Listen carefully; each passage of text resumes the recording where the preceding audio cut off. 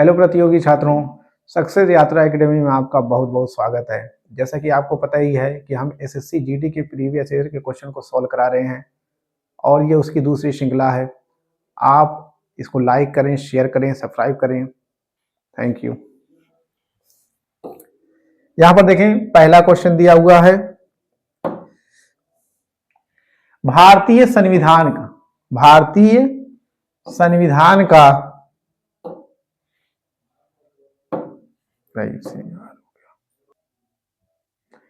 पहला क्वेश्चन देखें, भारतीय संविधान का कौन सा अनुच्छेद सहकारी समितियों के संवर्धन से संबंधित है? कौन सा अनुच्छेद दिया हुआ है? अनुच्छेद 31B, 43B, 43A और 31A।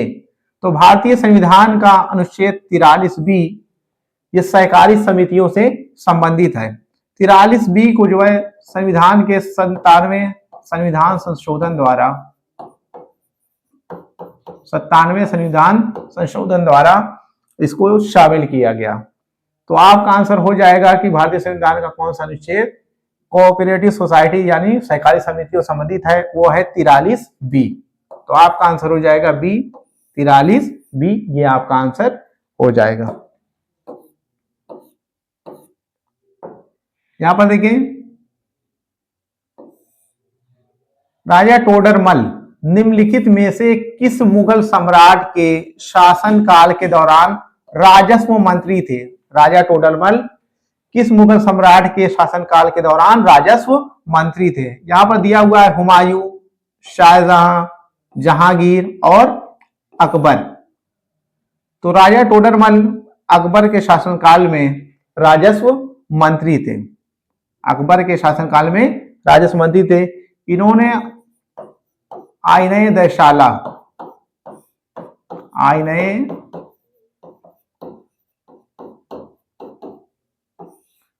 नामक राजस्व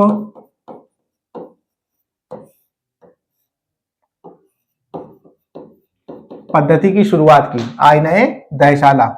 राजा टोडरमल ने शेरशाह सूरी के भी शासन में कार्य किया। शेरशाह सूरी के भी शासन में इन्होंने कार्य किया। तो आपका आंसर हो जाएगा अकबर के शासन काल में उन्होंने वित्त मंत्री के रूप में कार्य किया। ये आपका आंसर हो जाएगा, डी आपका आंसर हो जाएगा।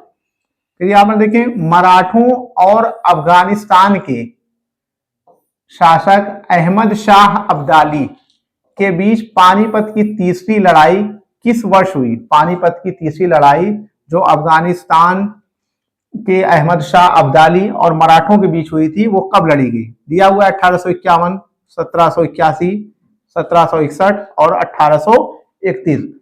तो तृतीय युद्ध था जो पानीपत का, वो 1761 में लड़ा गया अहमद शाह अब्दाली और मराठों के बीच, जिसमें मराठों की हार हुई और अहमद शाह अब्दाली का जो नाम था वो अहमद शाह था, अहमद शाह या अहमद खां था। तो आपका आंसर हो जाएगा सी, 1761 में पानीपत की तीसरी लड़ाई हुई। ये आपका आंसर हो जाएगा। तो यहां पर देखें, पानी के एक अणु में हाइड्रोजन और ऑक्सीजन के द्रव्यमानों का अनुपात कितना होता है? इनके द्रव्यमानों का अनुपात कितना होता है? दिया हुआ है 1:4, 1:8 और 1:16 या 1:2। तो इनके द्रव्यमान का जो अनुपात होता है 1:8 होता है। हाइड्रोजन H2O ये पानी का जो है अणुसूत्र होता है, H2O हाइड्रोजन डाई ऑक्साइड। तो इनका जो अनुपात होता है 1:8 होता है, क्योंकि जो है हाइड्रोजन का द्रव्यमान 1 होता है और ऑक्सीजन का 8 होता है। तो 1:8 इसका हो जाएगा आंसर। तो बी आपका आंसर हो जाएगा 1:8। ये आपका आंसर हो जाएगा। दिया हुआ निम्नलिखित में से किसकी विटीकल्चर के रूप में जाना जाता है? किसको विटीकल्चर के रूप में जाना जाता है? सब्जियां, फूल और फल उगाने को विटीकल्चर कहा जाता है, या मछली प्रजनन को पीसीकल्चर, या रेशम कीट का सेरीकल्चर, या अंगूर की खेती? विटीकल्चर जो है अंगूर की खेती को कहा जाता है। विटीकल्चर के अंतर्गत अंगूर की खेती की जाती है, जबकि मछली प्रजनन में पिसीकल्चर इसको कहा जाता है और रेशम कीट का जो सेरीकल्चर इसको कहा जाता है। तो आपका आंसर हो जाएगा डी, अंगूर की खेती इसको विटीकल्चर कहा जाता है। डी आपका आंसर हो जाएगा। छठा क्वेश्चन देखिए, संवाद कौमुदी नामक अखबार की स्थापना निम्नलिखित में से किसने की थी? संवाद कौमुदी अखबार की स्थापना किसने की थी?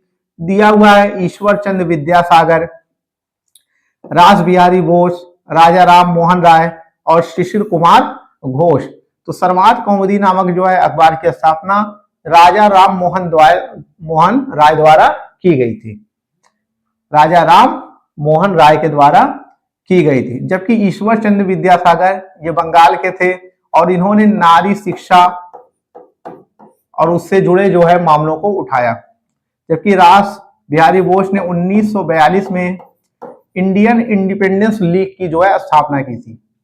इंडियन इंडिपेंडेंस लीग की स्थापना की थी। राजा राम मोहन को अकबर सेकंड द्वारा राजा की उपाधि दी गई थी। तो आपका आंसर हो जाएगा सी, राजा राम मोहन राय, इन्होंने संवाद कौमुदी नामक अखबार की स्थापना की थी। यह आपका आंसर हो जाएगा। यहां पर देखिए, सरयू नदी किस नदी की सहायक नदी है? सरयू नदी किस नदी की सहायक नदी है? दिया हुआ है पिंडर, टोंस, शारदा और भागीरथी। तो सरयू नदी शारदा नदी की सहायक नदी है, जबकि पिंडर ये अलकनंदा की सहायक नदी है। अलकनंदा की सहायक नदी है। तो आपका आंसर हो जाएगा सी, शारदा नदी। ये आपका आंसर हो जाएगा। यहां पर देखें, निम्नलिखित में से कौन सा मिजो लोगों का परंपरागत बांस नृत्य है? मिजो लोगों का कौन सा परंपरागत बांस नृत्य है? दिया हुआ है उदोहो, मोशाई, चेराव, आलुयट्टू। तो यहाँ पर चेराव जो है ये मिजो लोगों का यानी मिजोरम के लोगों का ये परंपरागत बांस नृत्य है, मिजोरम के लोगों का।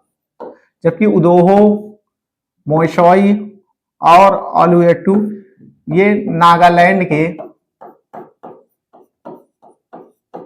डांस हैं। ये सब नागालैंड के डांस है। तो आपका आंसर हो जाएगा सी, मिजोरम। ये आपका आंसर हो जाएगा।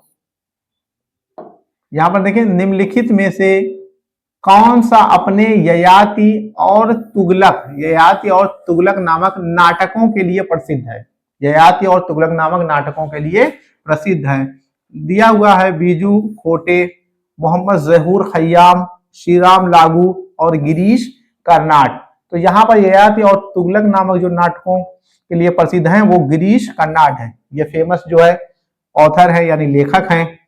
तो ये आपका आंसर हो जाएगा। जबकि बीजू खोटे ये अभिनेता है, जबकि जहूर खय्याम ये एक संगीतकार है। जहूर खय्याम ये संगीतकार हैं और श्री राम लागू ये भी एक अभिनेता थे। तो आपका आंसर हो जाएगा डी, गिरीश कर्नाड। ये आपका आंसर हो जाएगा। यहां पर देखें, भारत के पंजाब से निकलने वाली 5 नदियों पाकिस्तान के मिथनकोट में किस नदी में मिल जाती हैं? पंजाब के जो है मिथनकोट में किस नदी में मिल जाती हैं? दिया हुआ है ब्रह्मपुत्र, गंगा, सिंधु, यमुना। तो ये 5 नदियां जिसमें मिल जाती हैं वो सिंधु नदी में जाकर ये नदियां मिल जाती हैं। ये 5 नदियां हैं सतलज, झेलम,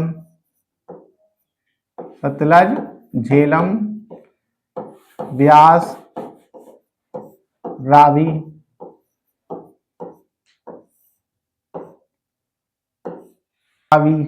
और चेनाब। ये 5 नदियां पाकिस्तान के मिथनकोट में जाकर सिंधु नदी में मिल जाती हैं। तो आपका आंसर हो जाएगा सी, सिंधु नदी में जाकर ये 5 नदियां जाकर मिल जाती हैं। ये आपका आंसर हो जाएगा। 1708 ईस्वी में गुरु गोविंद सिंह की मृत्यु के बाद खालसा ने के नेतृत्व में मुगल साम्राज्य के खिलाफ विद्रोह किया? किसके नेतृत्व में मुगल साम्राज्य के खिलाफ विद्रोह किया था? दिया हुआ है गुरु नानक देव, गुरु अमरदास, गुरु अंगद और बंदा बहादुर। तो गुरु गोविंद सिंह की मृत्यु के बाद बंदा बहादुर ने मुगल साम्राज्य के खिलाफ विद्रोह किया था। तो आपका आंसर हो जाएगा डी, बंदा बहादुर। ये आपका आंसर हो जाएगा।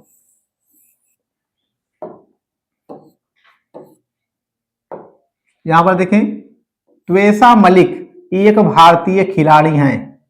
त्वेषा मलिक एक भारतीय खिलाड़ी हैं। गोल्फ की, वॉलीबॉल, शतरंज या बास्केटबॉल? तो त्वेषा मलिक भारतीय खिलाड़ी हैं, गोल्फ की एक प्रसिद्ध खिलाड़ी हैं। ये आपका आंसर हो जाएगा। तो गोल्फ की ये प्रसिद्ध खिलाड़ी हैं त्वेषा मलिक। ये आपका आंसर हो जाएगा गोल्फ। अगला क्वेश्चन देखें, निम्नलिखित में से कौन सा मौर्य साम्राज्य के शासकों का सही कालानुक्रमिक क्रम दर्शाता है? कौन सा क्रम है? दिया हुआ है बिंदुसार, चंद्रगुप्त, अशोक और बृहदत्त। फिर दिया हुआ है चंद्रगुप्त, बिंदुसार, अशोक, बृहदत्त और बृहदत्त, चंद्रगुप्त, बिंदुसार, अशोक, अशोक, बृहदत्त, चंद्रगुप्त और बिंदुसार।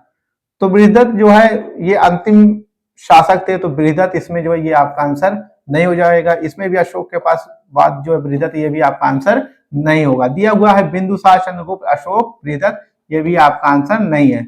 चंद्रगुप्त, बिंदुसार, अशोक और बृहदत्त, ये आपका आंसर सी आपका आंसर हो जाएगा। तो आपका आंसर हो जाएगा बी, बिंदुसार, अशोक, बृहदत्त, ये आपका आंसर हो जाएगा। फिर देखें, निम्नलिखित में से कौन सा जंतु अपनी त्वचा के द्वारा श्वसन करता है? कौन सा जंतु अपनी त्वचा के द्वारा श्वसन करता है? दिया हुआ है मोर, मेढक, खरगोश, हिरण। तो मोर श्वसन नहीं करता, खरगोश भी नहीं, हिरण भी नहीं। मेढक जो है अपनी त्वचा के माध्यम से श्वसन करता है। मेढक की त्वचा नमी युक्त होती है और ये अपनी जो है बाहरी त्वचा के माध्यम से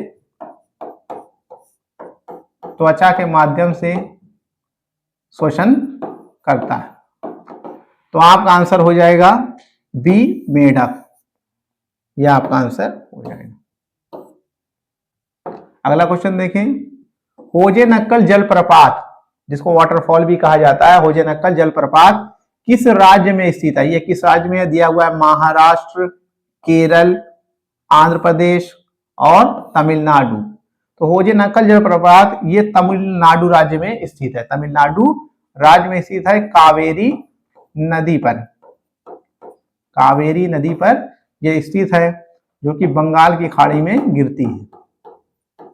बंगाल की खाड़ी में गिरती है। तो आपका आंसर हो जाएगा डी, तमिलनाडु। ये आपका आंसर हो जाएगा। फिर देखें, 1875 ईस्वी तक भारत के मुगल सम्राटों का लगभग 200 वर्षों तक निवास स्थान रह चुका है। यानी 1875 तक भारत के मुगल सम्राटों का 200 वर्षों तक निवास स्थान रह चुका है। कौन सा? परी महल, आगरा का किला, जहांगीर महल या लाल किला। तो आपका आंसर हो जाएगा डी, लाल किला। 200 वर्ष तक मुगल जो है शासकों ने जो है यहाँ पर निवास किया। तो आपका आंसर हो जाएगा डी, लाल किला। ये आपका आंसर हो जाएगा। ठीक, यहां पर देखें 17वां क्वेश्चन दिया हुआ है, भारत सरकार द्वारा पेंशन भोगियों के लिए शुरू की गई एक बायोमेट्रिक सक्षम डिजिटल सेवा निम्नलिखित में से कौन सी है जो सरकार द्वारा लागू की गई है? प्रधानमंत्री जीवन ज्योति बीमा योजना, प्रधानमंत्री मुद्रा योजना, प्रधानमंत्री जन धन योजना और जीवन प्रमाण। तो प्रधानमंत्री जीवन ज्योति ये एक बीमा योजना है।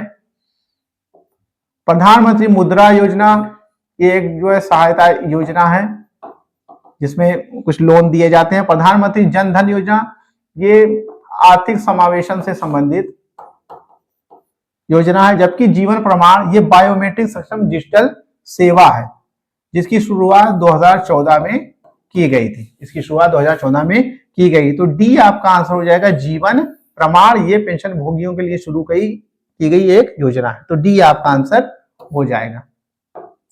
फिर यहां पर देखें निम्नलिखित में से सर्वाधिक अभिक्रियाशील धातु कौन सी है? कौन सी सबसे ज्यादा रिएक्टिव या अभिक्रियाशील धातु है? दिया हुआ है पोटेशियम, एल्यूमिनियम, सिल्वर और आयरन। तो पोटेशियम इसमें जो है सर्वाधिक अभिक्रियाशील धातु है। इसको गर्म करने पर यह पिघल जाती है। इसको गर्म करने पर